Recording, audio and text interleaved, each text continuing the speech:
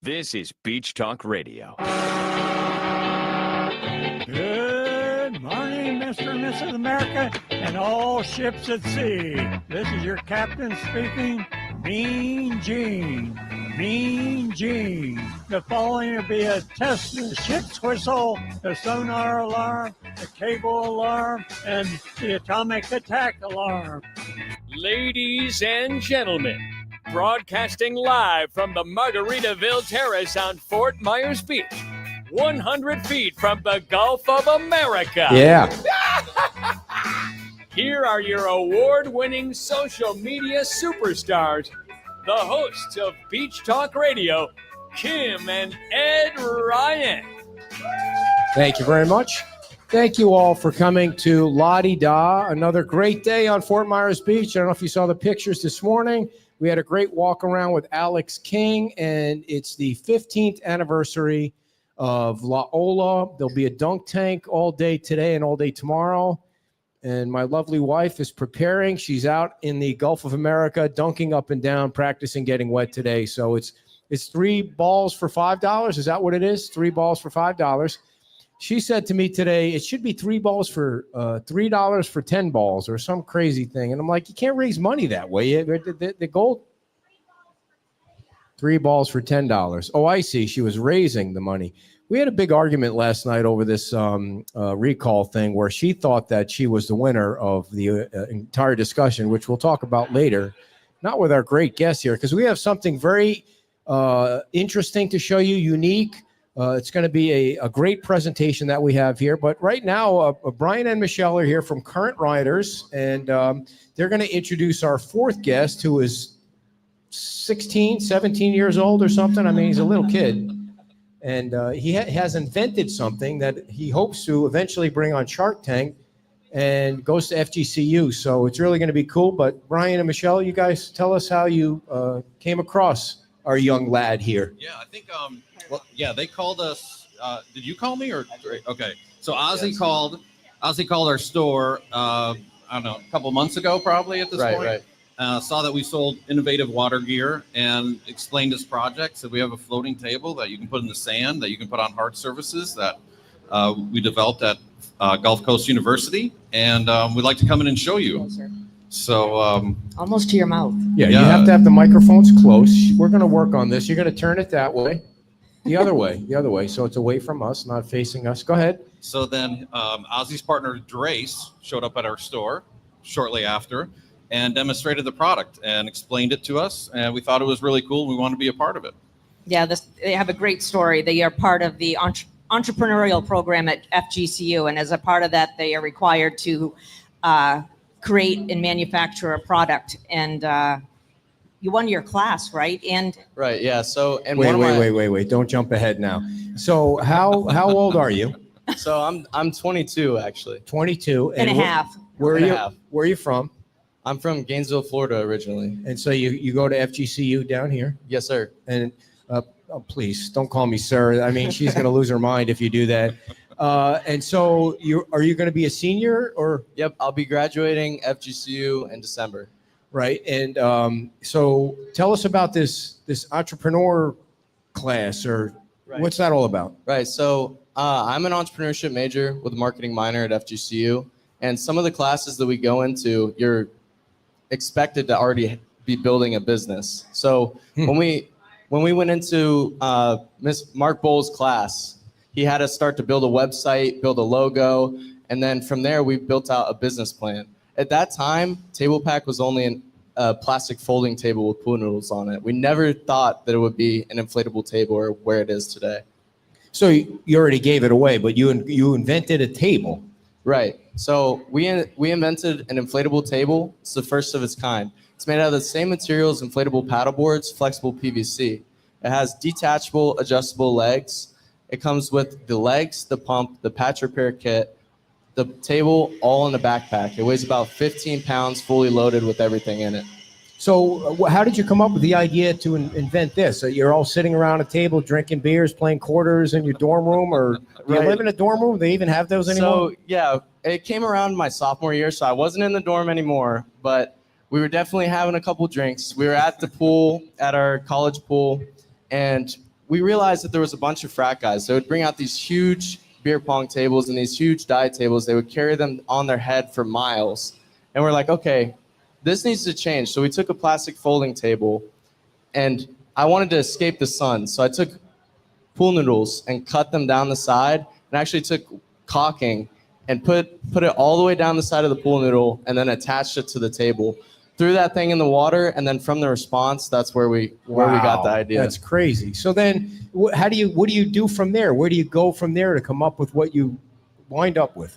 Right. So we made that, and then I was actually a marine science major at the time, not even in entrepreneurship, knew nothing about entrepreneurship. And then there was an opportunity at our school. It was called the Runway Program. And if you don't know, the Runway Program is something like Shark Tank. So our school has a Shark Tank style pitch. And at the time, you could pitch for as much money as you wanted.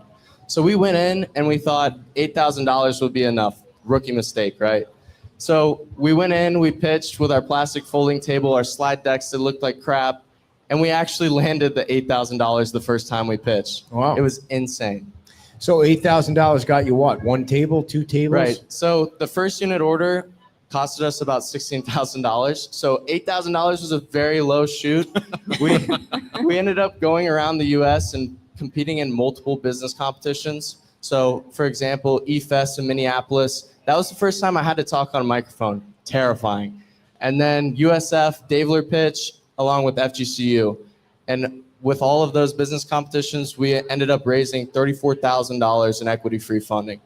Wow. Equity-free meaning you don't have to pay it back? So we never had to pay any of the money back, and we never had to give any equity of the business away.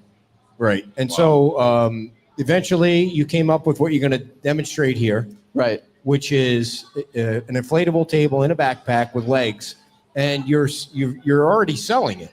Yes, we are. So if you guys look up Table Pack, tablepac.com, we're actually selling them on our website right now for $150. You get $50 off until 4th of July. So take advantage of that deal, and I hope that the website looks good. I've been working on it for a long time. And for anybody local, we have them at Current Riders. Correct. Yes, you Right. can get them at Current Riders. These guys right here have helped me so much in getting my vision out there and presenting it to you guys today. So your goal is did you already say you won 17 and you won 2 contests already, right? Right. So we won. What were they? So FGCU Runway Program, we won $8,000. We actually just won another $20,000 from FGCU in their growth program. We won, I think it was $2,500 in eFest, which they were giving away $250,000 over 5 days, which was insane. And then USF, we won $3K at their pitch competition. So how much money do you have in the bank now? So along with the $20,000 that we just got, we have around 9,000. We're approaching 10,000 in sales now. Moving very slow, but we're getting Slow? We're starting. You we're just starting to get invented that some. thing. What do you mean you're moving slow? So what's the profit margin for you? So we're looking at about 50% profit margins. Nice, very nice. And that's with a $150 MOQ, so minimum order quantity. That's the lowest we could get from our manufacturer. As we order more, the price will eventually go down even more. So let's see what you got. I mean, if you put this in a backpack, you want to be able to get on the beach and get your stuff set up quickly. So you're going to show us. Are we going to start a clock or something? Yeah, and I think the greatest thing about it is it's so compact because we deal with a lot of inflatable water sports items. Yours is great. The pump is great. I mean, we really are impressed. Yeah. Yeah, well, appreciate she's got an inflatable kayak. We've got to get there at 5:30 so she could start kayaking at 7 o'clock because the thing, I mean, Takes forever. I'm laying on the ground looking for oxygen for myself because you got to blow it up. Go ahead. The pump that you have is your own pump or is it a pump that? So it's the manufacturer that we work with is a paddleboard manufacturer. So they already have pump standard. It's a dual action pump. So while you're pulling up, it's blowing in air, and while you're pushing down, it's blowing in air. So I can pump this up in about 30 seconds if I'm really going at it. Wow. But we'll see how fast I can do it now. We're going to have Sweet. to time you. Yeah. All right. Who has a watch? So this is a inflatable table. Yeah. And you guys just happened to come across and made a cold call on you. Yeah, they cold called us. Yeah, And we but just love their story. It's So like I said, we Why deal don't with- you guys move one seat over so the people that are watching can Yeah. see what's about to happen here? A little on-the-air demonstration. You might, if you want to hold the mic, if he wants to say anything, you want to hold his Yeah, mic. so everything comes in this bag. You can see I'm holding it up with one hand. With the pump, the legs, the patch repair kit, everything in it, it's about 15 pounds. 15 pounds. All right.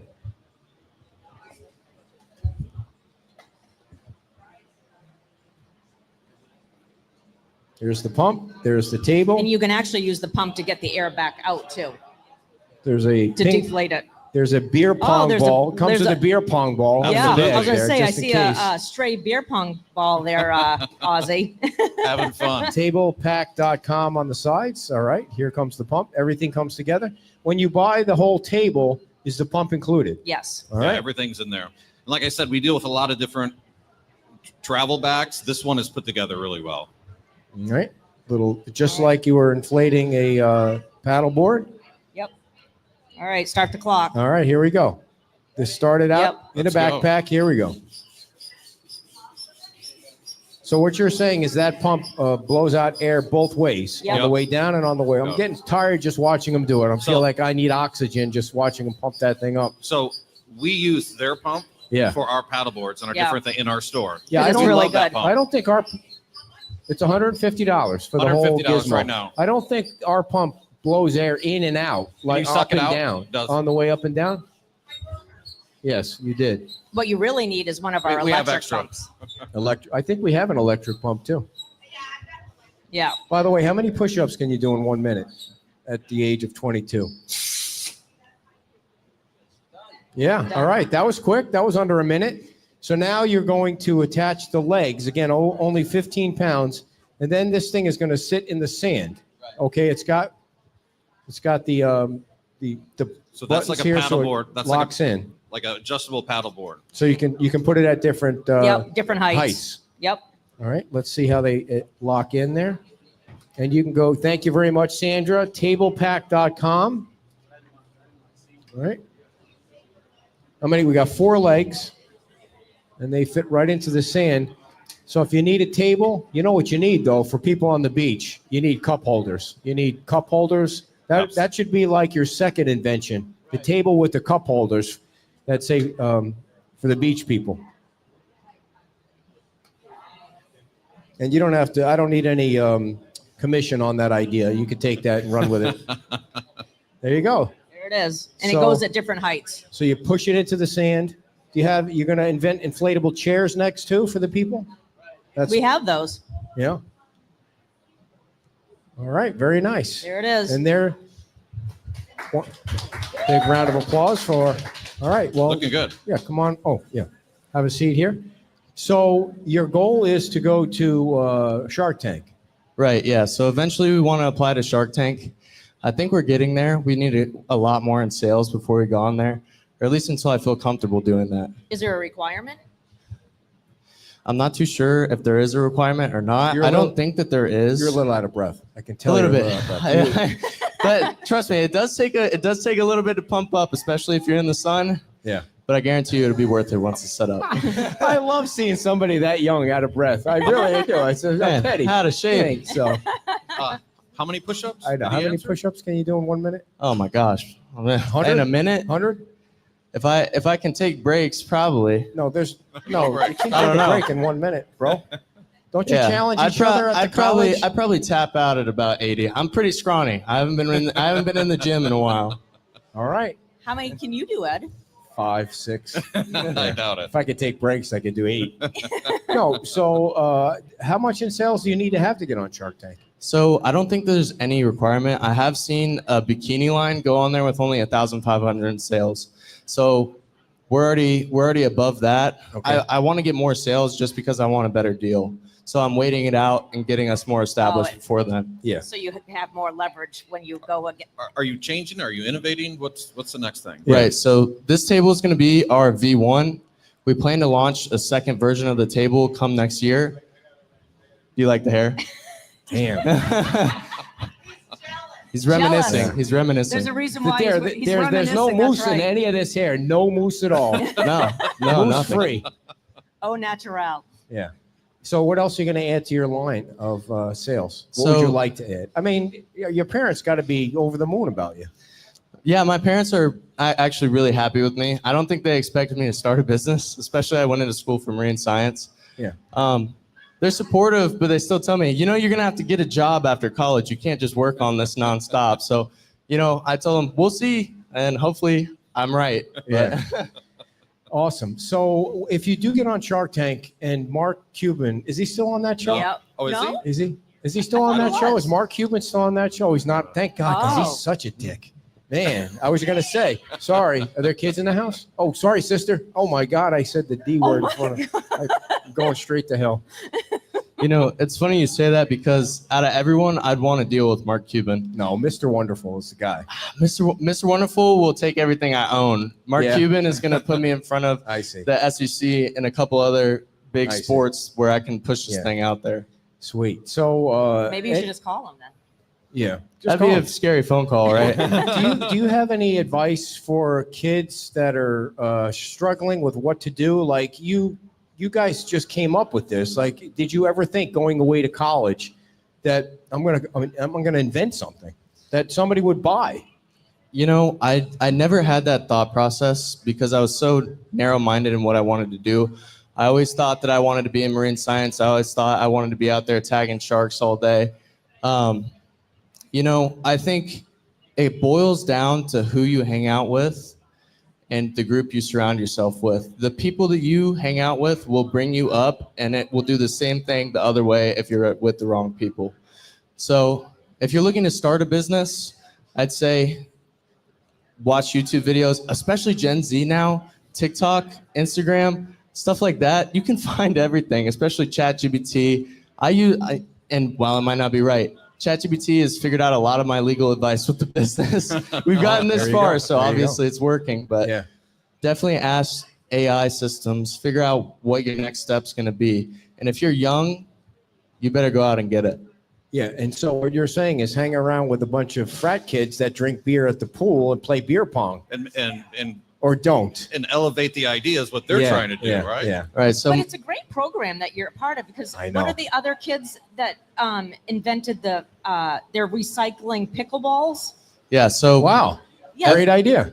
FGCU is huge for it has its own Shark Tank program now. You can go through the first time and get up to 5K, second time up to 20.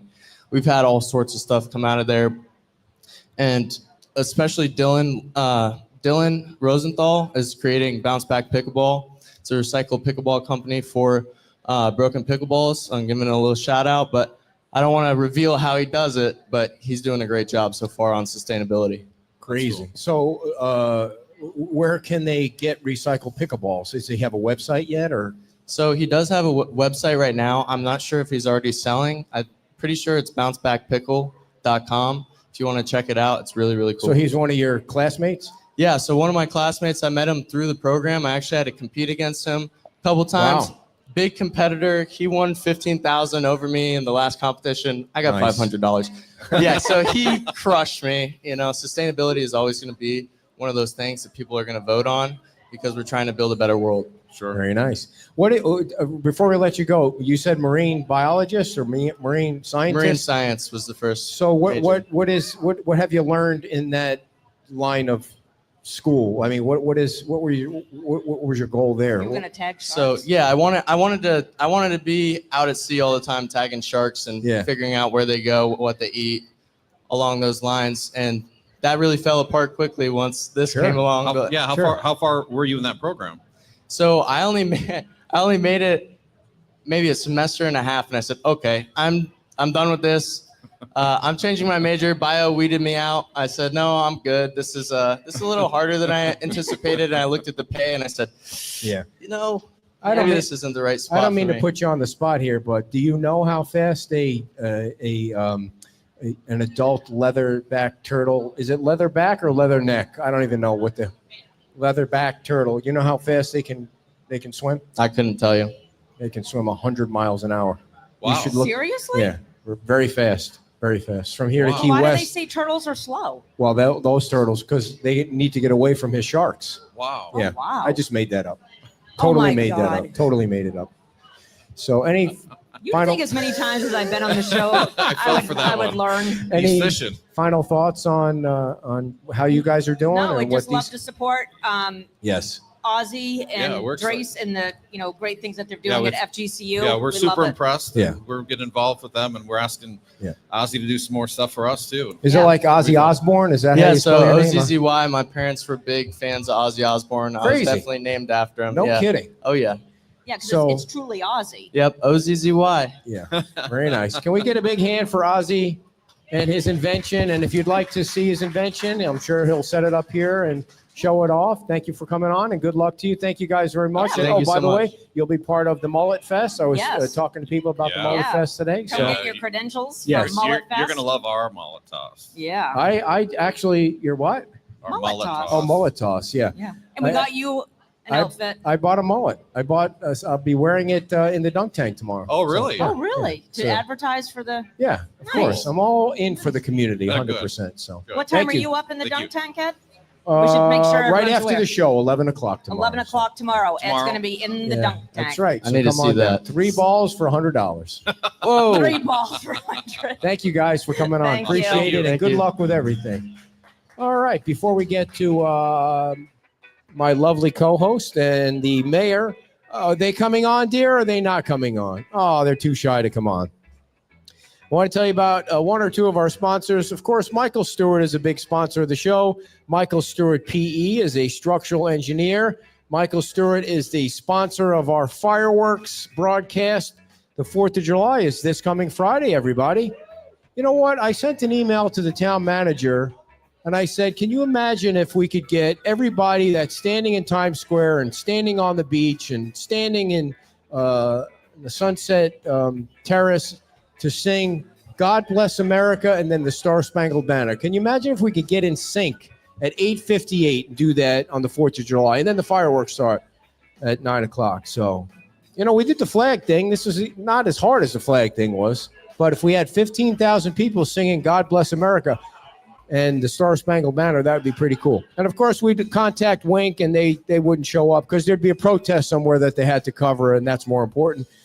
Michael Stewart, PE, is also a designer of mechanical, electrical, and plumbing.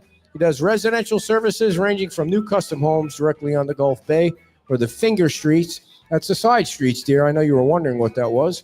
He starts with a survey and the client's hand-drawn sketches, and then he builds your masterpiece home. Give Michael Stewart a call right now at 239-292-7670. 239-292-7670. Or you can go online at mstewartpe.com. All right. Now, ladies and gentlemen, the star of the show, my lovely wife of 17 years, Kim Ryan. Oh, you got very little applause, dear. Very little applause. So before we invite the mayor on, I know you want to talk a little bit about yesterday and how you, after our interview with Karen and John's attorney, You went crazy researching because you felt like I out-researched you on it. No, I And felt you don't like like you it. ambushed me. You didn't really give me enough of a heads up about the content that we were going to be discussing. I So told you we were interviewing their attorney, and I told you that I was going to research the cases that he has used in his filing to present to the judge on behalf of Karen and John. And look, you're already on your phone trying to make me look crazy. You see, she can't let me have one win. Like, she can't. It's always got to be Okay, a competition with her. I Like, could let you have a win, like a legitimate win, but I'm not going to just roll over and let you win. I mean, what do you want, a participation medal? so when we do the Captains for Clean Water conversation, she goes crazy on. She talks about like she knows the kinds of plantings in the Everglades. Like she can name all 10 plantings in the Everglades. And I don't complain about it the next day. I don't try and find the next 15 plantings or anything like that. That's your thing. You like the environment and the water stuff. And I and like now the you court fancy stuff. yourself a lawyer. Right. I don't, I'm not going to brag that I've been signed on as co-counsel for John and Karen, and I'm doing it pro bono. Actually, John and I were kidding. I said, I'll do it for a 6-pack of Blue Moon because you can't get it at Margaritaville anymore. So, no, I mean, I probably was the only one drinking it. I have no pull here either. So, but anyway, You might not have a show here. so today. I am still very doubtful that you need to provide proof Hi, Dad. to prove what I am very doubtful from the cases that this is what we were arguing about. If there was a camera on us last night, it would have been the best show ever because there was nothing but arguing. I'm still doubtful. It's really not arguing. It was debating because, like the lawyer Morgan said, it's the nuances of the way things are written, and that's why you have that's why you have this side and that side, because you have one written thing that people interpret differently, and then you need a judge to make a ruling on it. And I feel like the way the information is written, that there is going to be a requirement for them to show the facts. Yeah. Is that a bad omen? Like, I feel like that's a really... I think that in the cases that I've looked up, I feel like the judge will not rule. Some judges have not ruled on whether or not what has been put in a petition Here we go. is they won't rule on that. They just rule on whether it fits into the statute of the 7 listed items. And I feel like at least 2 of the 3 in John and Karen's case, the violation of the Sunshine Law and accepting gifts. And by the way, I don't think they did either of those. I think that it's a total lie, which is a different story. But I think they're vague enough that a judge will not say, wait, you need to provide proof. Those things do fit into the 7 items in the state statute. And I don't think they need to prove that to a judge. I hope I'm wrong.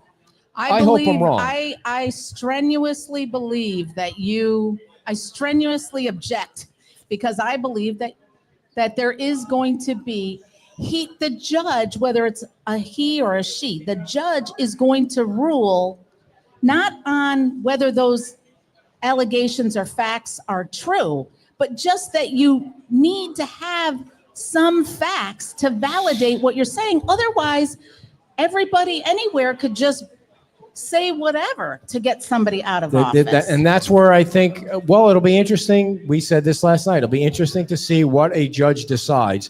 And So what's the bet? I'm no longer going to shave my head. I was really convinced. She thought she was going to win the bet, or she would shave her head, and that went away real fast, because that would be weird looking if you shaved your head, because it's really all about your hair. So what is the bet? I don't know. We got to come up with something. So just to... And really, we're going to do a show like that and give everybody bells at home, and they can just keep track of who says what. No, I think it's the interpretation of whatever judge gets in front of the documentation that the lawyers put out there. And one of the arguments I made was, if everything was easily interpreted from what Congress put on the books, then the Supreme Court would always be 9-0, and they're never 9-0 because they interpret it different ways. Right. So just like we are interpreting different. So anyway, we all know they're lies. There's been no proof, which is the worst part about it. And I think that the reason that the state legislature. Maybe we can ask Botana what he thinks about it when he's in the dunk tank today. Why is it set up where it's so vague? And I think the answer is going to be because the state legislature wanted this to be. Can I finish what I'm saying? I know, can but I finish? Please, just let me finish what I'm saying. Fest No, now. They so- want to hear from Dan. They've made it somewhat hard. They said 10%, then you got to go back and get 15%. Then you got to put it to election. That's not an easy thing to do. That's why the thing in Cape Coral failed, because those morons in Cape Coral, they just don't like Gunther. And so they tried to recall him, but obviously they have a bigger population, so it was a lot harder. But people are pissed off around here about Seagate. And the vote is completely about Seagate, which has nothing to do with what's on the recall petition, which makes the whole thing even more interesting. So anyway, we'll see what happens. Have you exhausted your opinion? Yeah. Because Well, you I wanted to think- bring it up. I didn't want to bring it up. You wanted to try and make me look foolish. So, I could barely get a word in edgewise with you, Right. blah, blah, blah. all right, ladies and gentlemen, now we're going to do our Sunday with the Mayor show. Yeah, I'm all confused. A little early because tomorrow we'll be at La Ola doing our show. We'll have guests from La Ola on. You know, Tom will be on, and some of the original owners of La Ola will be on because it's his 15th anniversary. So the mayor said, well, come on Saturday. And so here he is. How are you? Mayor Dan Allers, everybody. A big hand for the mayor. Dan knows the drill. He gets his own microphone. Yeah.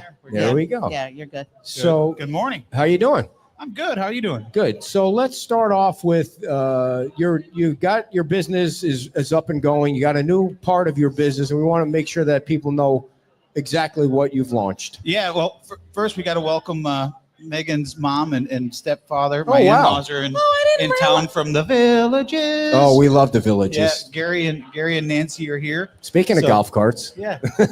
Yeah. Did you sell them one yet? Wow. No, they got. I mean, there's a lot of golf carts up there. Anybody's been to the Villages? It's an experience. They're like Oh, yes. super souped up too. I mean, Yeah, they're, they you do know- some crazy stuff with those golf Believe it or carts. not, that was the start of our rental businesses because of the Villages. because you saw what was going on there. You know, my daughter is probably, you know, she can't drive a car, so you know we were up there one year. I don't know how many years ago it was, and of course her mom and Gary have a golf cart, so we took the golf cart out and let Alexis drive, and you know just to see her light up. And I told Megan we've got to get a golf cart, so I started researching golf carts and what you have to do, and you know down here they have to be street legal, which up there they don't because they have golf cart paths that go everywhere. So we started looking. That's how we ended up with our Minnesota Vikings purple cart that was street legal. So that when she came down, she could drive it, right? So that's what started it. And then I started thinking, well, Jesus, we need, you know, why not rent them? And so that's what started the whole rental business. Wow. Is because of the Villages, believe it or not. So you A know, lot of stuff has been started because of the Villages. Yeah. Some good, some not Yeah. so good. so That's you know, all a myth. our plan was always to go into the sales, and then obviously Ian came and put a hankering in that. But now we're up and running. We've got a business. We've got a building at, you know, 17649 San Carlos Boulevard. People probably know it is the pink building right next to the old bowling alley that used to be called the Licky Sticky ice cream shop. We're not completely open there yet. We're doing some painting and some cleaning up and some renovating in there. We recently just got our license number from the state, so we can officially start selling them. And we were, you know, listening to Ozzy and his team. Yeah. But the next 10 people that order a cart, we'll throw one of those in for free. Nice. So That's do, very nice. do you That's want to? great. Yeah, you know, we encourage great. these. And you can customize your carts, right? So I mean, there's a lot you know, of. we're really into the, you know, the nice thing about the companies that we represent. One is Honor LSV. If you go to honorlsv.com and read the story with them, our website is going to be called it's thecartshack.com. It's not up and live yet. We're still tweaking some things. Hopefully in the next week or two we'll have that live. But if you want to give us a call at 239-206-1220, that'll come directly to me. We can custom order whatever you want. We just signed on the other day with another company called Edge EV that is also fully customizable carts. They're two different price points, so we'll have a little bit of anybody, but the next 10 people that order a cart, we'll throw in one of Ozzy's tables to help support them for free. All right, and you're talking about the purchase of a cart, not the rental business, so Correct. people know. Yeah, they're two separate. They're two separate businesses. The rentals is the rentals, but this is, you know, just to try to help Ozzy and his team out, because we encourage, you know, young entrepreneurs. We know it's not easy, and to see kids that are diving in with both feet into something is pretty cool. All right. Anything else you want to say about the business before we move on to the town stuff? No, we're excited about it. Thanks for letting us to talk about that. We're just starting up, but hopefully you'll start seeing some carts out front.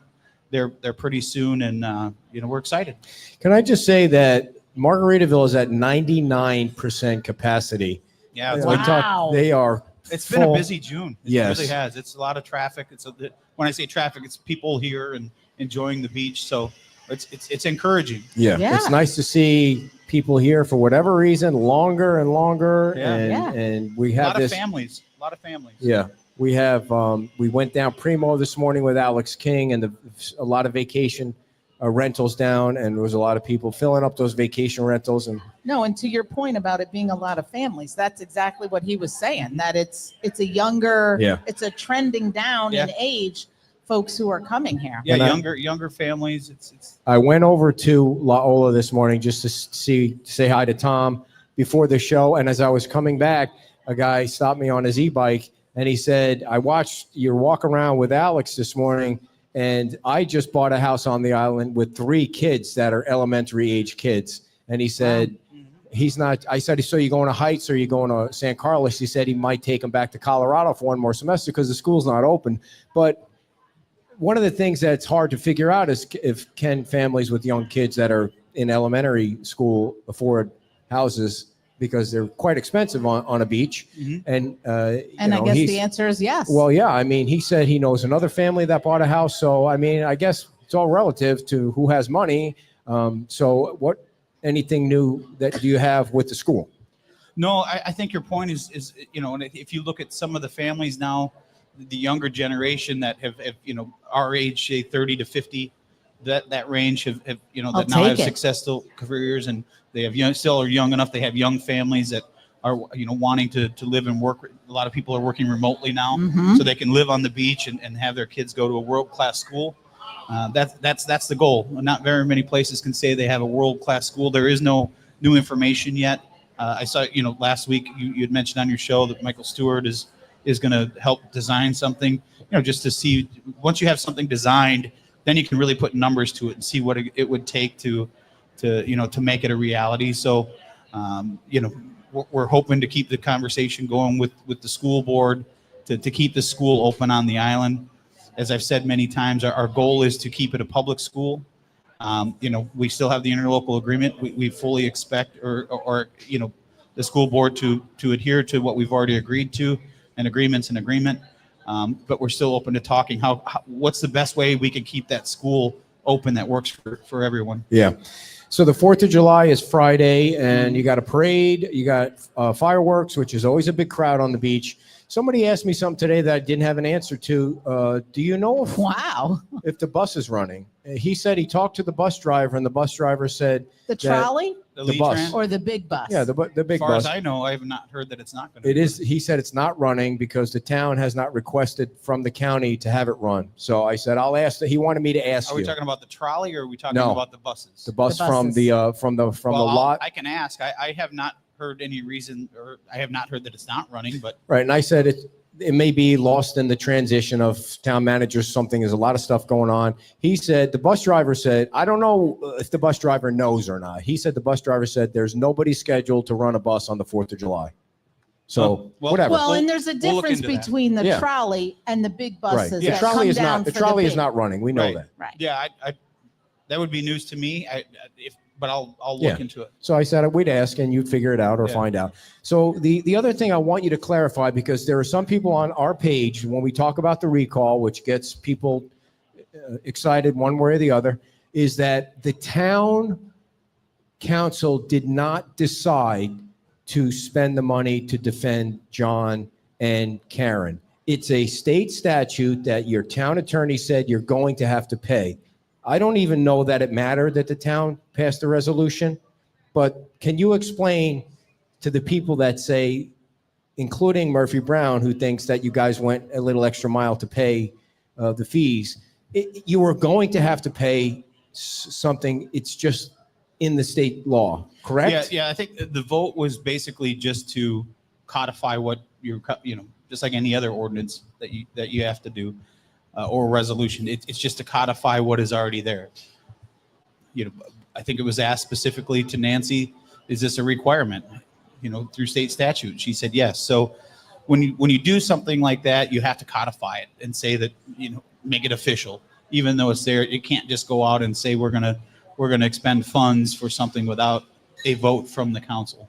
So if you watch the meeting, the questions were asked and they were answered by the attorney that yes, it's state statute. And I think if you look at the ordinance, they gave very explicit details of why and cases of why it's required.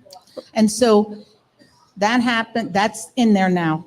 Who pays for that? Like, you have insurance, you don't have insurance for that, so. Well, Nancy's still looking at, through our insurance coverage. Okay. As to the details within our contract with FMIT as to what it covers and what it doesn't cover. I have not heard anything. She's diving into it. She was leaning toward not having insurance coverage. Originally, the answer was no, it doesn't cover it through insurance. Right. But she wanted the details from the contract that Yeah. specifically talk about that. I don't know if she's made an opinion on whether or not it, or has had a reaction or a decision from our insurance company on it. But hopefully, But the taxpayers will bear Yes, that burden yes. and the burden of the Election. election if it comes to that. yes, So the estimated cost to the election is 20 to 25,000. correct. The estimated on the low end for the attorney last night, he I said, mean, he really was, and he said Nancy put the screws to him to give him a break, which I thought was funny. He said on the low end, 30,000.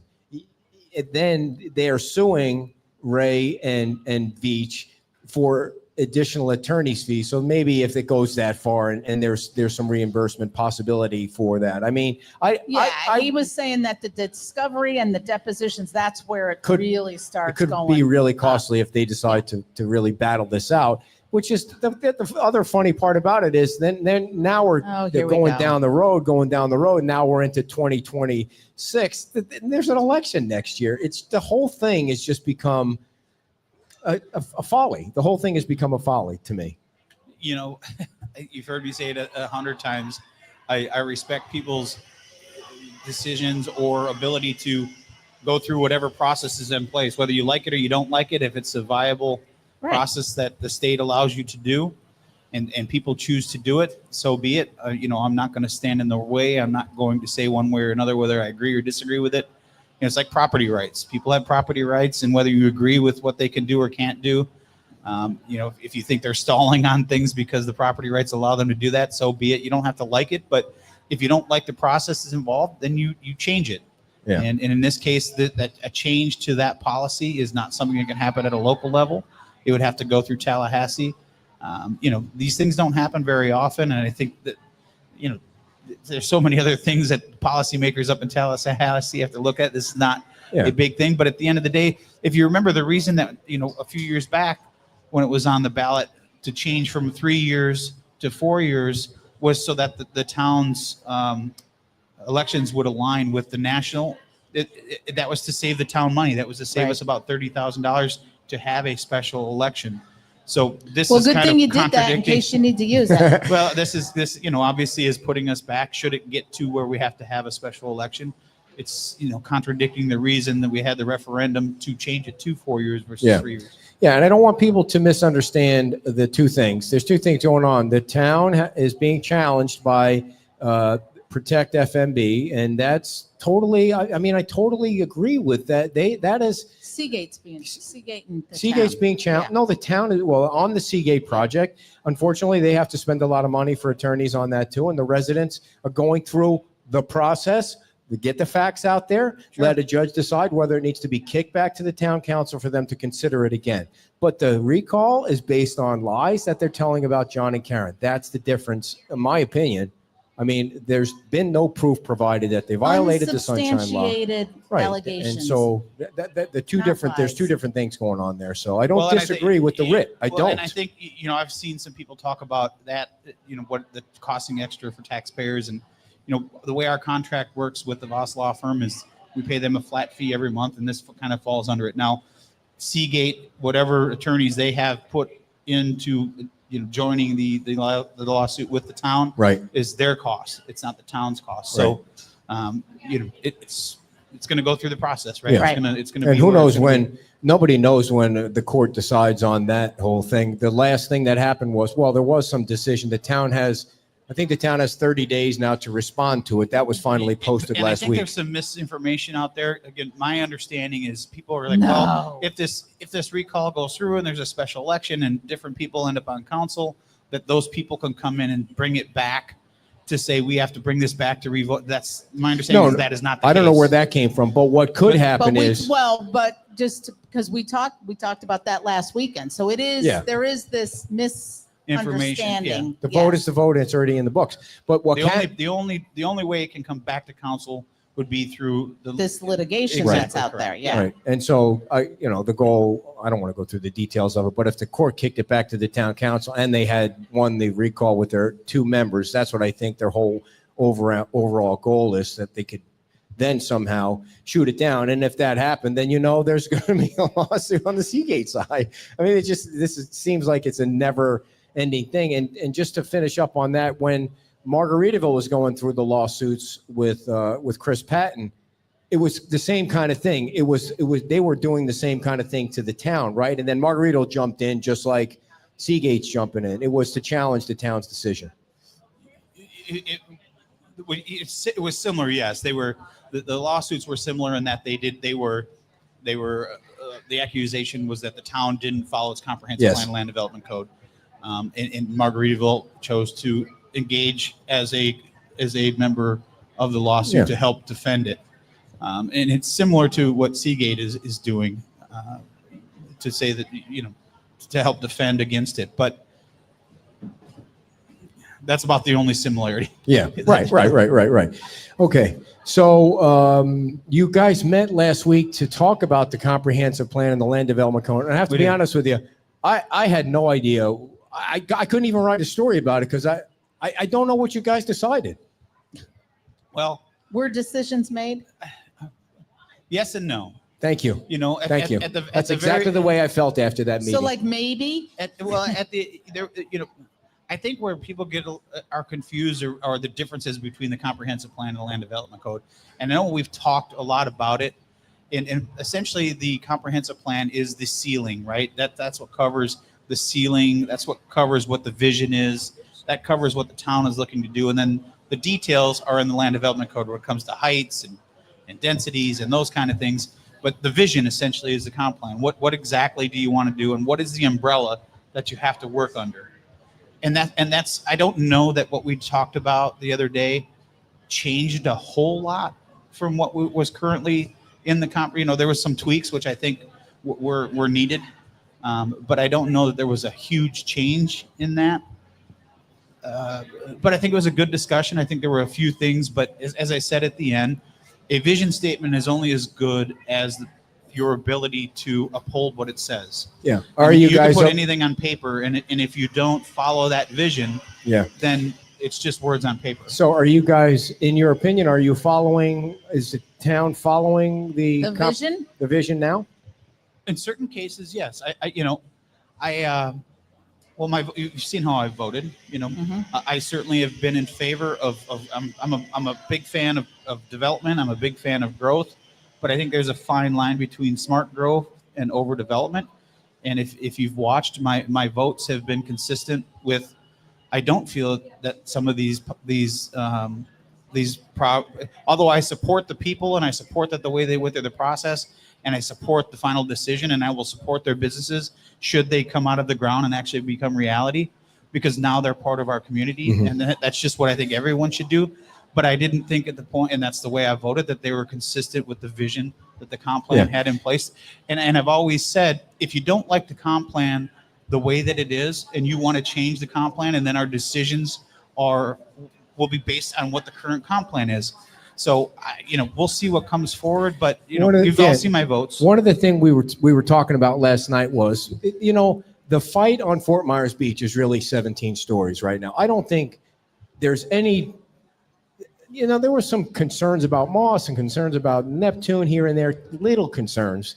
Well, the concern clearly is height and not density, because every other project has increased density. Some of them by quite a bit. And Seagate no has one not. was, not no one, but there wasn't this much discussion about it. Well, and I think that there's a, so that stuff is covered within the land development code, right? So I think there's, as I said in the meeting, there hasn't been a developer that I've talked to that can't live within that 2.5 FAR, the maximum allowed within the comp plan. They can make it work. I think where the discussion is when you start calculating, just use salty crab that was just approved. They had to get an increased FAR because they have to elevate. Mm-hmm. And you have to, the way that the current land development code and comprehensive plan are written, is you have to include that lower level into your FAR. I think a good part of the discussion that happened the other day was, let's say we get that mitigation wall or that coastal protection system along here. Does that then allow you, if the flood insurance, FEMA allow you then to enclose that, should they be penalized to be able to? And I've been a proponent of, once you have a building, the building is the building. Now, if they allow you because it moves you into a different Zone. a flood zone, that's a space that you should be, and you have to then go over what that maximum is. To me, that makes sense because you built a building, and if you're willing to invest in something that is a true public benefit that protects not only your business but everybody behind you with that coastal protection system, then that's something that we definitely look at. And I think that was a positive that came out of that. And how do we codify that in the comp plan? Because that's been a question some of these businesses that have come forward is, if we participate in this, how do we have to come back? I think making it easier, like we did with the variances, if it goes through the LPA and it gets approved and not having to come before town council, that's a good way to streamline things and help. But how do we do that with we talk a lot about commercial, like I said in the meeting, but we don't have a lot of conversation with how can we benefit the people, like what you mentioned before, the families that are coming in with 3 kids that want to invest in the island, and maybe they need a 2-foot setback variance because their air conditioner is going to be on this side of the house versus that side of the house. But how do we benefit them as well? I think you guys make the proper adjustments for the people in their homes. Like I don't really remember there being big fights over this way or that way. I mean, Homebound came in and pretty much rewrote the land development code to fit into the houses they were building because you guys wanted to be helpful to the homeowners. But my point is, I voted against a lot of the Homebound variances simply because, if you're building a home, Homebound is a cookie cutter home builder. Their plans are their plans, and that's why they're affordable. Right. And our lots are irregular and they're non-conforming. Design a home to fit within that without having 10 variances to be able to build on it because you don't want to change the style of your house. Or they want to save $200,000. Well, but to stay on the island. That could be the difference. But I always looked at it as if you're a cookie cutter, and I hate to use that because it doesn't mean that you're a cheap builder. That just means that it's more affordable, custom, right? Yeah. Well, if you could take the time to develop a house that is if you know that 150 properties on the island are non-conforming that you could potentially get business from, why wouldn't you adjust or come up with a plan that could fit within that footprint that would allow you to get the square footage that's needed, but only ask for maybe 2 variances versus 10? Mm-hmm. So the big thing, I don't want to get off track on getting this thought out, is the height of those 2 buildings. I think we did. I don't know if we did a survey or there was a survey. Which two buildings? Oh, the Seagate buildings. Oh. That's really what is causing all the angst on the island is the 17. And people that are upset feel like there was no pushback on the 17. And we did a survey or something where I think people would have been, for some reason, they would have been okay with 10. Like, even though you can't see what you can't see, no matter if it's 3 or 4 or 17 or 30, you still can't see the beach or the bay or whatever. It's being blocked unless you're a giant. And so do you think that if they would have came down to 10, or if Matt goes back and says, listen, I see what's happening on your island, and maybe I'm part to blame for that. I want to go back and rework it. Do you think I can get 10? I think that would, I know he's not going to do that now. Why would he? Because he's got 17. But don't you agree that those 2 buildings are really what's tearing people apart on this island? Well, it's obviously it's a divisional property, I guess is the best way I can say it. It's divided the community. I'm again, not sure what the magic number would have been. I think don't there know would that- have I been a don't know that lot there's of a- like I don't going know back that and there's forth. I don't know that there's a magic number, but again, the way I voted was the way I voted. I didn't feel it was consistent with the comp plan and the land development code because it was intruding on a residential neighborhood. Mhm. And for me, it was a lot of you look at everybody focused on the 17 stories, but they didn't look at the subsequent buildings that stepped down towards the There were Boulevard. others. They were just And- too flabbergasted by 17. They didn't see there was a 15 right next to it. To everybody's credit that was in favor of it and maybe voted for it or were pitching it, they did a great job of making the focus on those 17 stories. But if you actually look at the subsequent stories and the heights of those as it comes closer down to Nora Boulevard towards Estero Boulevard, that height is substantial. If you look at the tallest building at 185 feet on the island now, those subsequential tiered down will be as high or higher than those. It's not just the 17 stories. And if you look at, how that's going to go down to, it's going to be a lot of concrete straight up from, and we haven't seen the final design of what Seagate is going to potentially build there. And that's one of the issues that I had with the development agreement is you're approving a box, so to speak. But most developers, if they have a box that can go within 255 feet and they can meet the setbacks agreed to, very rarely are they probably going to build something smaller. Right. They're going to maximize They're their going to space. fill it. So, and I know a judge is going to decide this or whatever, a court's going to decide it, but you guys did this development agreement or development order thing so that you can help small businesses get back in business. It's never happened. It's never helped a single small business yet. It's only been the bigger ones that have tried to use it. And you got the CPD. So it's hard. It's hard. Well, how was it that they got to do a development order and not? Well, and I think it's Had to important to bring do- up that it was the development agreement has always been within you could always get a development agreement. It's not like that changed after the storm. That's always been in the town's ordinances. Not always, but it has been an ordinance. Nobody used it because there was no parameters into what that looked like. All we did after the storm through Nancy and Becky is put into the parameters of what that looks like. And the angst that I've always had with the development agreements is, yes, it's a benefit to allow those that want to use it to basically say, here's what we can live with that you could build within this box so that now you understand now you can go out and start designing it. The issue that I've always had with it is it doesn't allow our staff to really give a recommendation on it because they only have a what it could look like. They don't have a, they don't have plans, like through a CPD. They don't always have a way to be able to say, this is the concept, but we can't give you a recommendation because we don't know is it going to affect this code or is it going to affect that code or is it going to affect this? Right. And I don't want to be nasty about it, but if I'm a developer, I'm thinking I'm going to give you as little as possible to see how much I can get through without actually having to show you everything I want to show you. Well, I think the intent was to help those that want to invest in the island be able to get a grasp of what they're going to be able to build. And now if they can get approved, now they'll go spend the money in the couple hundreds of thousands of dollars it's going to take to start designing. So I understand and I respect the ability to do that. But is there a way through a CPD or an RPD process that you can streamline that without basically saying, here's something that I drew on a piece of paper that it could conceptually look like? For me, it's very difficult and it takes the review process out of, because in order for it to go to the LPA, basically the town and the town staff have to say, it's not our job to make policy decisions. We can have negotiations and what the code says and what you're trying to do, and this isn't there or this isn't there.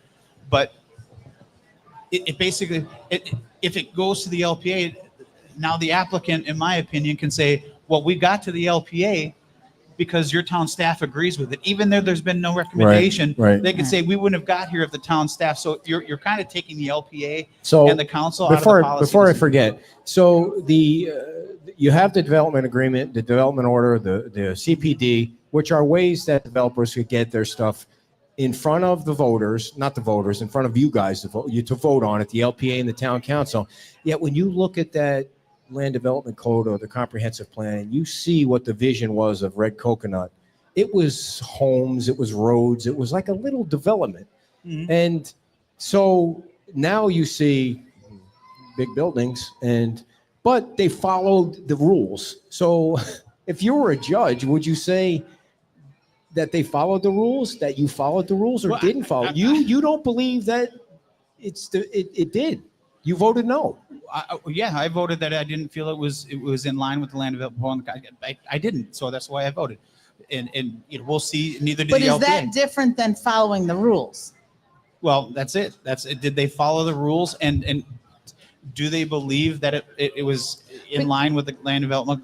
That's going to be up to the judge. And if it comes back to us, it'll come back to us. But if a judge sees those pictures, they were almost like they were drawn in pencil. And I'm not saying they didn't look good. They looked fast. It looked fabulous. Mhm. And then they see the presentation of the pictures from Seagate. It's not even close. It doesn't look anything like that. But does that matter?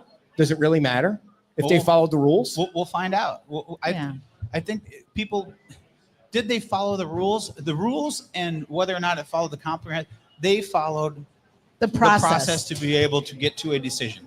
Mm-hmm. Now, whether or not that decision is consistent with the comprehensive land development code, that's what the judge will ultimately decide. Well, and But it the would process was followed.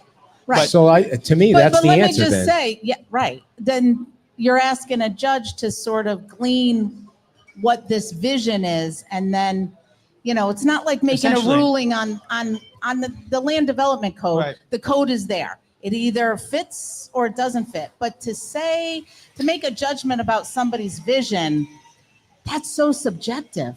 Well, And your vision might be different than the vision of the people in the 90s. well, or- it's not about what my vision is. It's about what the comprehensive plan says or doesn't say. And as I've said many times, if you don't like what the vision is of the comprehensive plan and land development code, then let's change it to what the community wants. Okay, so just to play the devil's advocate here, and I apologize if we're boring you Well, and guys, I think but what you're starting to see is I gotta go. people at the beginning, right after the storm, when we got to get build back, we got to build back, we got to build back. As I said, and there's nothing that the town council or the LPA is doing to hold anybody back. true, from you can building. build by right And a I bunch think of, yeah. When you saw people coming forward, of course they want to be able to build as much as they possibly build to get the biggest return on their investment, which is business 101, right? So you start throwing things at the dartboard to see what's going to stick. And I think as this process continues on, you're starting to see like the salty crabs, the Yeah. whale, Yeah. the cottage, the beach bar. You're starting to see what that vision is looking like. I mean, the fact that the salty crab can get approved, But Dan, building within what they're allowed Dear, to do. stop pushing me. I I'm- know you got to go to the dunk tank. Well, go if you need to go. I'm having a conversation I about it. She wants want to to get just dumped. mention, Yeah. let me just mention this and then I'll go. Mention it. Ask me about my hat. What is Cat's What is it? Wonder Adventures? So that is the group that I went on the safari in Africa. And we have some of the folks here, but they didn't want to come on. Yeah, I didn't mean to curse in front of the And I sister. just did want- did she come all the way from Africa to visit Fort Myers Beach? Is she from Africa? Yes. All right. Yes. And I think. All right. Well, don't yell at me. I don't know where she's I from. think it's been, I think it's safe to say that the beach, just the whole thing has been a very eye-opening experience Yes. for her. Can you please she's bless the probably- beach? She looks Just- like she'd be a hell of a poker Can player. you just She drive I up know, and down? she Can is you do what not- the Pope does? Just drive up and down Estero No, Boulevard no, and throw holy water no, on everybody no, and you make them can't do stop that. fighting? You can't do that. So Cat's Wonder, amazing. Dowdy is the owner. You will not find a more knowledgeable guide. He's so nice, so sweet. He will take care of all your needs. They do safaris. They do what we're going to be doing in June. I didn't tell you yet. So I got to start is saving June. my pennies next June. Oh. Kilimanjaro. Oh, here we go attempt. again with the mountain So, thing. God. If you have a desire to go to Tanzania Yes. or Kenya, please give them a call. Look them up on Facebook because I got to tell you, All right, we'll put all that stuff on our Amazing. Facebook page so you can share that. All right, we'll see you in the All right. dunk tank, and I'll See ya. finish our luck. conversation with Dan. Kim is heading over to the dunk tank. It's $3 for 5 balls or something like that. Yes. Bring your All snooker right. here. Yeah. So what I wanted to finish up on this, if you look at the drawings in the comprehensive plan of red coconut and then look at the final product now, how do you square that?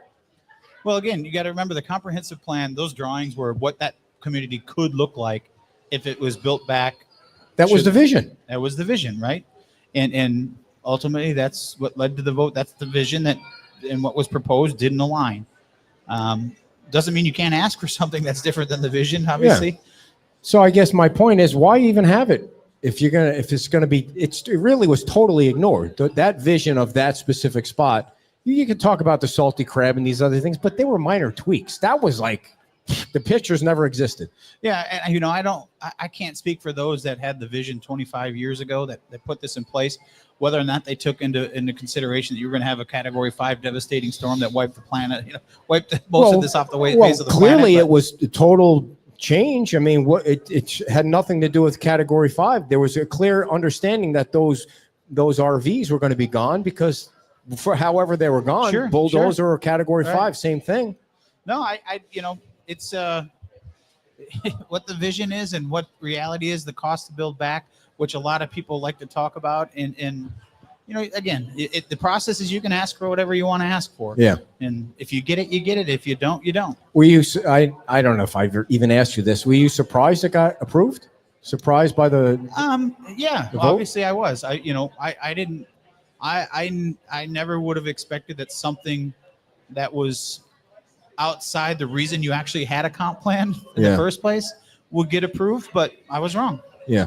I mean, it might fit better on the south end. I mean, it seems like it could fit better on the south end because of the big buildings down there. I talk about the evolution of how things have happened.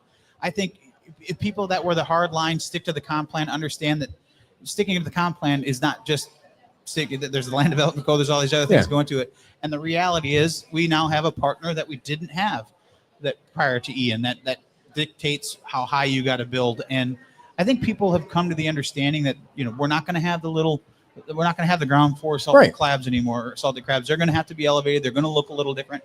And I think people understand that. And I think people also understand that, maybe there has to be some tweaks to the densities or allowable rights to the densities or the heights or the FAR to make a building work. But there's a fine line between too much and acceptable. And I think people have expressed to me that they understand that maybe 2 stories above flood isn't going to work in all locations. But where does it make sense? Does it make sense to have 4 or 5 stories in Times Square? I think you've seen through the LPA and through comments that people, but does that make sense maybe where Seagate was? Because the surrounding buildings are 8, 9 stories. Does it make sense where it fits? So, I think that's where people are at now. They're understanding that, that things are going to change and they're going to be a little different. And I think people are more lenient to that. If you just look at the Moss Marine property, that was approved, that's, 5 to 7 stories. And although people aren't happy with it, they understand it. And there wasn't nearly as much pushback on that as there was on the other. One of the funniest things about you is that during your first run, people were running negative ads. They were sending out flyers saying with that bulldozers and plungers, saying that you were going to be the next big builder and you were going to approve all these big buildings. I don't know where they got that from. I'm pretty sure you voted no on almost every single big project so far. No, not. Why'd you change your mind, Dan? No, I didn't change my mind. Again, I am a fan of development. I am pro development, but I'm also a realist that there's a fine line. And I understand if you're the developer, you want to get the biggest bang for your buck. But I also think developers are realists and they understand that there's going to have to be a compromise. And I don't know that the proposals, or obviously the way that I voted, I don't feel that compromise came to a point where it could get my vote. Again, once it's approved, I will support it because it's part of the community. But I doesn't mean I'm going to vote for it if I feel that it doesn't meet the requirements that we currently have in place to approve it. Don't cop out on this answer. So 17. Cop out. Don't cop out on this answer. What height at Red Coconut would you have been comfortable with? Highest building. It's hard. I can't say that. I can tell you that it'd be less than 15. It'd be less than 15. Do you think 10? 10 seems to be. I don't know. I think people. We talk about height, but again, what goes into it? What is the public benefit that goes along with what you're asking? Yeah. To me, the more you're asking for, the more you should give back. I don't feel that the big projects that have been approved, the asks have aligned with the gives. Yeah. Did you vote? You voted yes on EIBC, right? I did. Yeah. I don't even think they should have ever been asked for public benefit. I mean, they were rebuilding. They were trying to fit, they were trying to fit into what they had before, and they were hampered by the coastal construction line. And I mean, I'm glad they're rebuilding it. I hope they're going to rebuild. They still have to vote on it, but I don't think they deserved it. I don't think the town deserved any public benefit from EIBC. It just that they're not a new development. They were never going to be a new development. I think the town did get public benefit from that. They approval. They did. And I think that the fact that they went back to the drawing board, but again, they came out and asked for what they thought the town wanted. 10 stories in that location wasn't something that I think the council wanted to see. They went back to the drawing board. If you remember back at the first meeting, I asked their architect, could you decide something on this property that would fit within your allowable rights and make it work? You get yes. Yeah. And then I think what they came back with, if that's a perfect example. If you look at that, you look at the approvals that I have voted for. If you look at that, if you look at the salty crab, if you look at the whale, if you look at the cottage, those have asked for more than they were allowed by right. But it was a reasonable ask and a reasonable give to be able to have something back. If you've got to go a few feet higher, you got to go one story, or you've got to increase your FAR because of the size of your property, like next door here. Those are reasonable asks for people that are still being able to give something back to the community. Terry asked a question, and I know you've talked about it before in the past about the infrastructure of the island. Are you worried about that, or do you feel like you are worried about it? I've been saying it since day one. People never talk about the things you can't see until it's too late. Your toilet's flushing, your shower working. We currently have an issue with not enough water pressure on the island. We get our water from Lee County, and if it doesn't read a certain PSI, buildings like Margaritaville or the condos on the south end, the higher the water's got to go, the more pressure you need to come in, even with booster pumps, to be able to send it up to the higher floors. So, we're hearing complaints about not enough water pressure. So how does that get fixed? Well, you have to increase the PSI that's coming onto the island, which is being addressed. The county is obviously redoing the water plant just off the island that supports us. So that is coming, but is it going to meet the future growth that we're seeing? I don't know. I was listening to one of the commissioners from Collier County on the radio the other day, and he said something that really made sense to me. Because, when people look at what are the three most important things that, an elected body is tasked to do for its community. And a lot of people think quality of life is number one. But what he said makes sense. And I agree with his statements. If you look at the first one, safety is obviously number one, providing safety for your residents. Most people think quality of life is the second thing. And I agree with him. The second thing is infrastructure. Because if you don't have toilets that flush, if you don't have roads that work, if you don't have pedestrian-friendly things, if you don't have internet, if you don't have the things that people need to survive, and then quality of life would be third. Because those first two things make the quality of life inherently increase. So I think that's important. Infrastructure has always been an issue with me. If you remember, we were talking about it with the Moss Marine. Flooding has been an issue in that neighborhood. Yeah. I think we missed a huge opportunity for what their consultants said that could have been fixed for $100,000. I think we missed a huge opportunity to get that fixed. Doesn't mean the town's not going to work with them to make sure it gets addressed, but you off to the water? Things like that. Is it 12:30? I think we got to really look at 12:30 or 1 o'clock for you? Squirrel. 12:30. Okay, so let's say Seagate gets built. Will the way they build it address the infrastructure, like the water pressure? Will the way they build it have to address some? They're going to need water pressure. Sure, they're going to. But again, we'll give you a perfect example of Margaritaville. After the storm, Margaritaville was having an issue that they couldn't get enough water pressure to their rooms. Okay. Not because of anything that they did to design it, because you can only control what you can control within your property. Okay. You can't control what comes into your property. So if your water pressure, in this case, is below 22 PSI or so, those pumps that you can buy that can boost that water to reach your upper levels will do absolutely nothing because they don't engage until you have a certain amount of water pressure in. If we as a town cannot provide the water pressure to meet the requirements to send that up. So yes, will they design their building to be able to do that? But it's if you could have a fire hose that feeds your entire building. The best analogy I could give you is you could have a big fire hose that feeds your water supply for your building. But if you have a half-inch garden hose feeding that fire hose, it doesn't. So that's matter. where the impact fees come in. That's exactly, and I don't know that we have. I mean, we had issues with infrastructure before the storm. the storm water has been improved, but is that going to meet the current demands? You've heard me say it many times. Pre-storm, we were having issues with infrastructure, and those were for 900 square foot cottages with one bathroom. Now you're seeing 4,000 square foot homes with 4 bathrooms, 4 showers, more people coming into that. Is that going to be sustainable? And I know you will see letters that they get from people that are coming forward and asking for development, saying the county said, yes, we can meet that. Yes, we can meet that. The fire department's going to say, yes, we will be able to service you with all. Of course, you're going to see those letters because their job. Now, what cost does that come to you or to an island resident?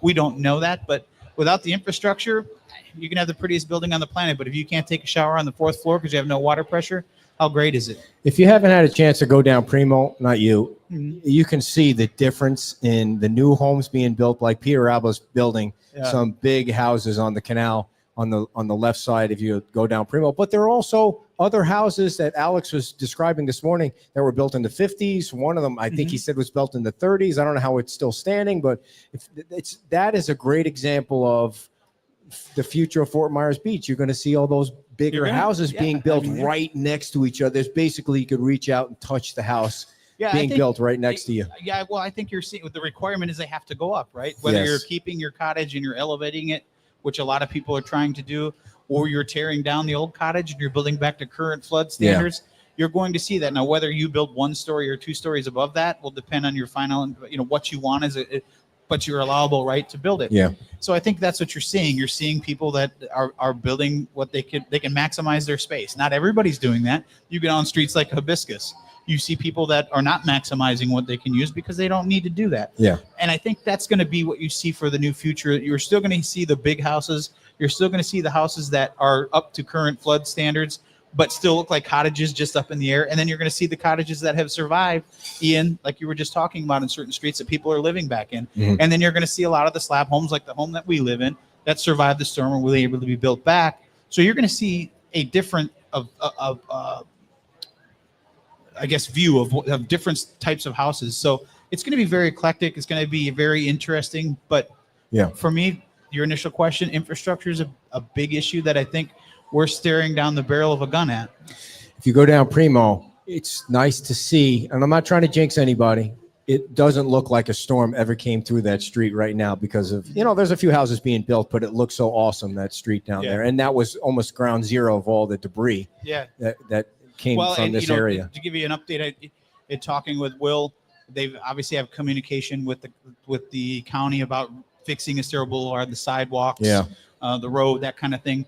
They're planning on starting it towards the end of this year, and they've asked that we've got the rebeautification, if you will, of the landscaping is under our control through the interlocal agreement that we have with the county. So they've asked us, as they do that, can we coincide with them? Because if we go, so you're going to buy more perennial peanuts? What's that?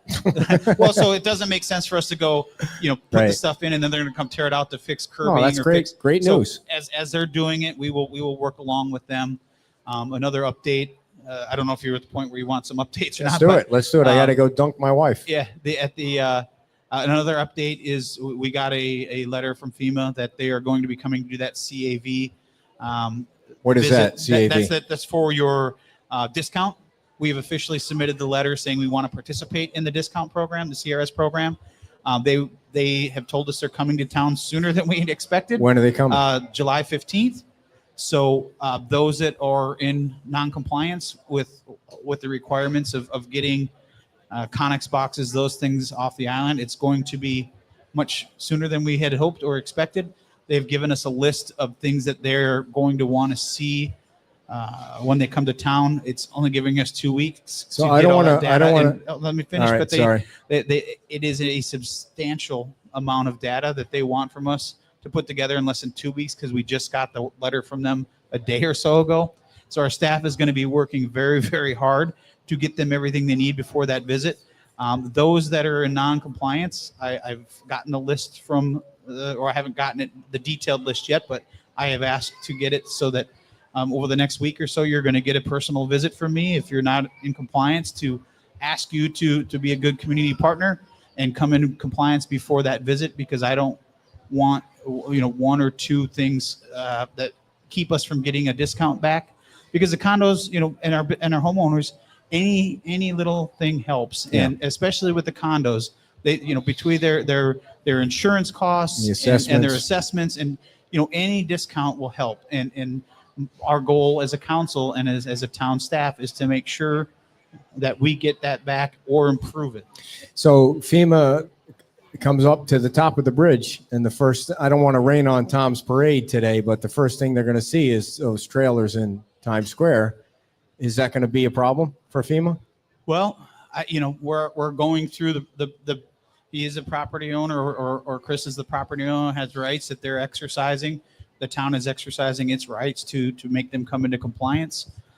So that's going through the process. We've communicated that with FEMA. With FEMA. How FEMA is going to react to that, I don't know. It's still going through its process.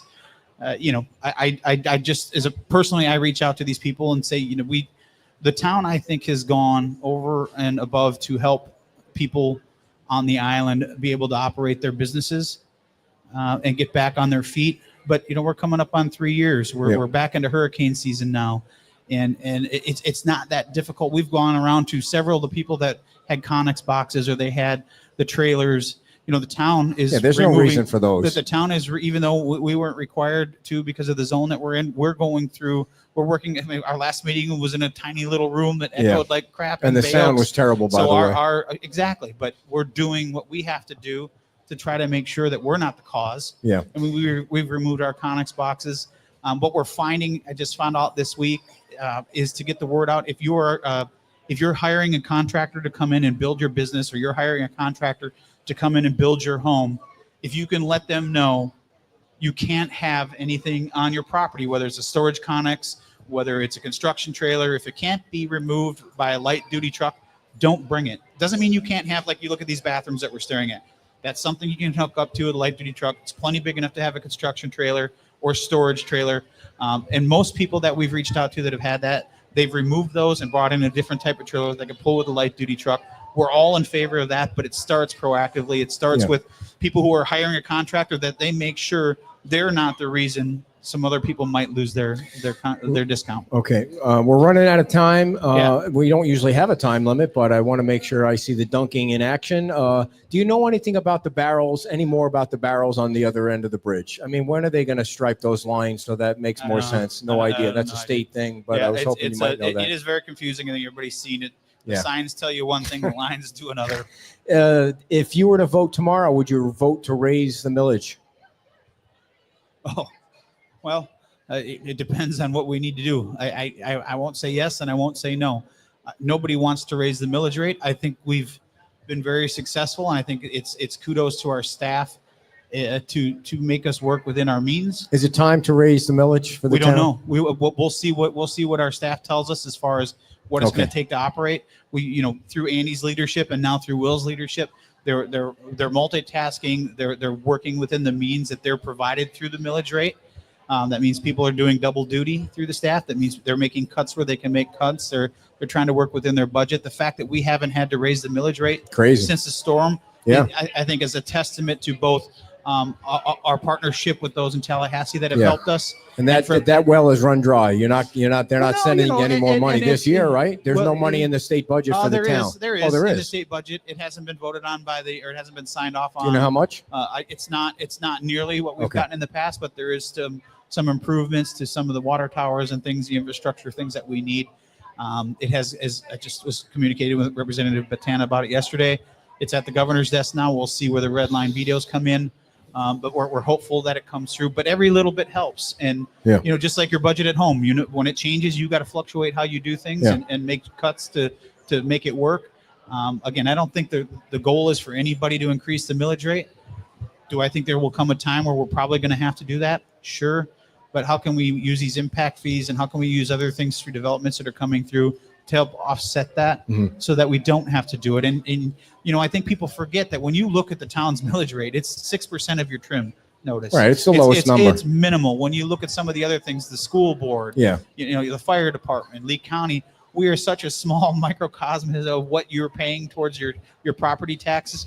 that we pride ourselves on that we're in the bottom Right, 10% of it's government state. light. It's supposed to be government light. Yeah. Speaking of the fire department, the fire chief will be our guest next Saturday. There was some Very good. stuff going on with the fire department and their change of their structure. So we're going to have the fire chief on for a long form interview to explain it all. It was a little uncomfortable watching the last fire district meeting because anyway, we'll talk to the fire chief about it next Saturday. Lastly, when will town hall open? We're hoping, because we're now on break for council meetings through the month of July. So hopefully that will give us time for the contractors to be able to finish up. I was in there yesterday, taking a look at it, the lower level where the council chambers will be. They've got the sheetrock up now. I think there's still some things we're waiting for sign off from August. That's the hope, is by August 4th, we can have Okay. our First return meeting in town That'd be hall. nice. We don't need an elevator to be able to do that because it's on the first floor. Yes. But most of our staff is working within that building now, other than some of the services that were in that front trailer are at the Bay Oaks campus working out of there. So you can still go there to get that. But, our finance, admin. Please, that kind no of more stuff meetings at Bay Oaks. I mean, the sound is impossible. I was we walked in there for that meeting, and the kids are all having fun playing basketball, and I'm like, where are we having this meeting? And then we go to that back little cubby hole, and I'm like, oh, this is going to be a hot mess. Yeah. All right. Well, thanks for coming on. Thanks. Big hand for the mayor of Fort Myers Beach, everybody. Dan Allers. All right. And we'll be back to our regular show next Sunday at Wahoo Willie's. And we're heading over to La Ola today. And tomorrow's show will be at La Ola. So join us there live tomorrow at 10 o'clock. And we will see you over at La Ola shortly. Thank you for tuning in. Bye-bye. All right, everybody, get your ticket out. We're going to give away